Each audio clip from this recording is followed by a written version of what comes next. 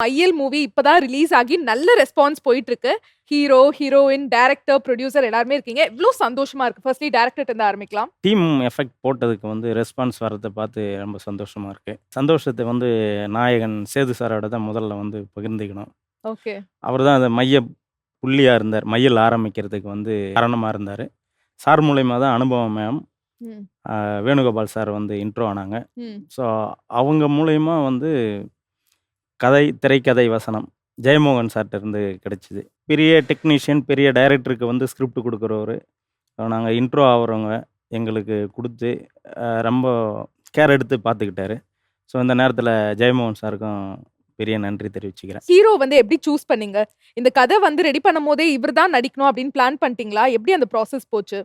மைனாவுல இருந்து சார் பழக்கம். மைனாவுல வந்து அந்த பாஸ்கர் கேரக்டர் பண்ணியிருப்பாங்க. ஸோ அதில நான் கோ டைரக்டர். ஓ! மைனா டைம்ல இருந்தே 2 பேருக்கும் ஒரு நல்ல நட்பா? ஆமா. ஆ. ஸோ அப்ப இருக்கிறப்பவே அதில சீரியஸா இருப்பாரு.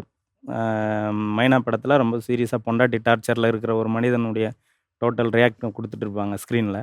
பட் வெளிய வந்து டோட்டல் ஜாலியா இருந்துட்டு இருப்பாரு. ஓகே. ஸோ அந்த எங்க 2 பேருக்குள்ள அந்த ஃப்ரெண்ட்ஷிப் கன்டின்யூ ஆச்சு. படம் மைனா ரிலீஸ் ஆன பிறகு, "என்ன வச்சு படம் பண்ண முடியுமா ஹீரோவா?" அப்படின்னு சொல்லிட்டு சார் கேட்டாங்க. எப்ப அந்த மைனா ரிலீஸ் ஆன ஆமா. டைம்லயா? 2011. ஓகே. அப்போ ஒரு பவுண்டட் ஸ்கிரிப்ட் ரெடி பண்ணோம்.